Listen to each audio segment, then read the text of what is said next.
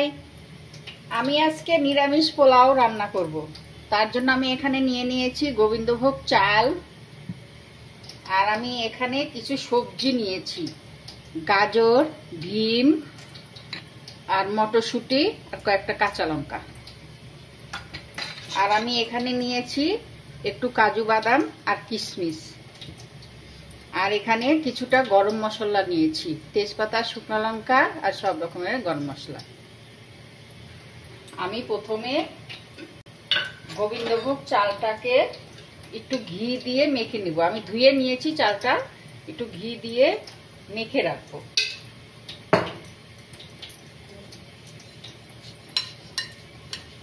এটাকে কিছুক্ষণ ঘি দিয়ে মেখে রেখে দেব।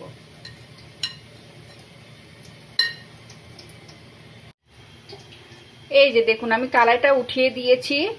এখন আমি এর মধ্যে একটু ঘি দিয়ে দেব।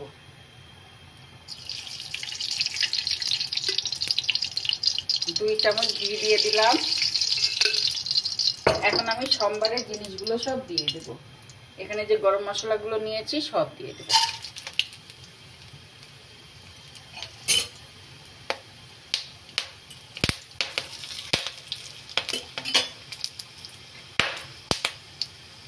এখন আমি সবজিগুলো দিয়ে দিব। প্রথমে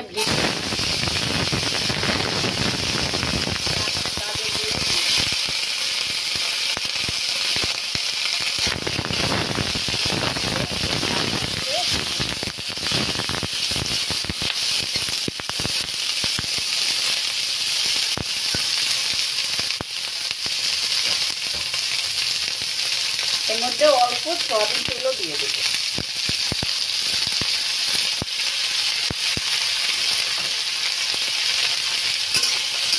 এখন আমি সবজিগুলো খুব ভালো করে ভেজে নেব।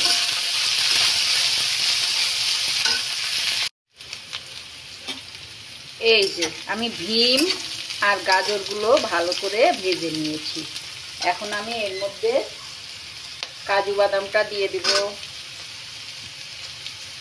তারপরে কিশমিশটাও দিয়ে দিব।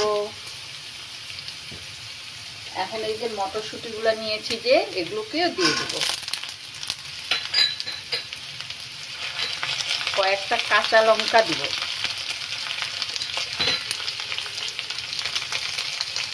আমি এগুলোর মধ্যে 1 চামচ লবণ দিয়ে দিব।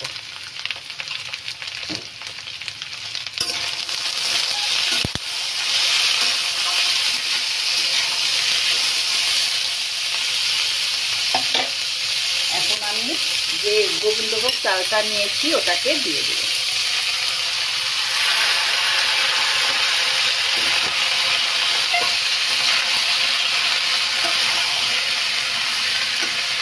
এটা একটু ভালো করে ভেজে নিব। এই যে দেখুন, আমি পোলাওটা ভালো করে ভাজা ভাজা করে নিয়েছি। ছ্যান ছ্যান একটা শব্দ আসছে। আমি এখন এর মধ্যে একটু গরম জল দিয়ে দিব।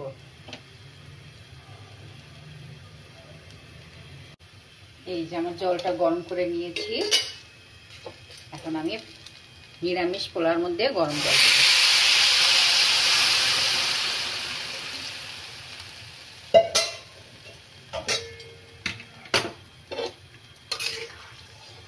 আমি বেশি জল দেব না, এটুকুই থাকবে। গোবিন্দভোগ চাল তো, চাল চিকন চিকন, তাড়াতাড়ি সেদ্ধ হয়ে যায়। আমি এখন এটাকে একটু ঢেকে রেখে দেব।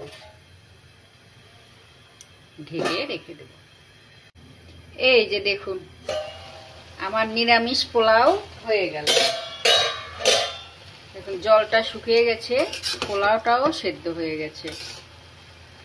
আমি এখন গ্যাসটা একটু ছোট করে দিয়ে আর একটু রেখে দিব। দেখুন কি সুন্দর গন্ধ বেরিয়েছে। আমি এর মধ্যে 1 চামচ চিনি দিয়ে দেব। একটু মিষ্টি মিষ্টি লাগবে, ভালো লাগবে। আর একটু ঘি দিয়ে দেব।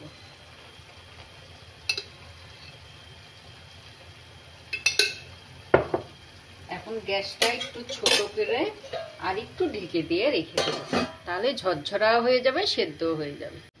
এই যে দেখুন আমার নিরামিষ পোলাও রেডি। দেখুন কি সুন্দর ঝরঝরা হয়েছে, আর চালটাও সেদ্ধ হয়ে গেছে। এই যে দেখুন, গরম গরম খেতে খুব ভালো লাগবে।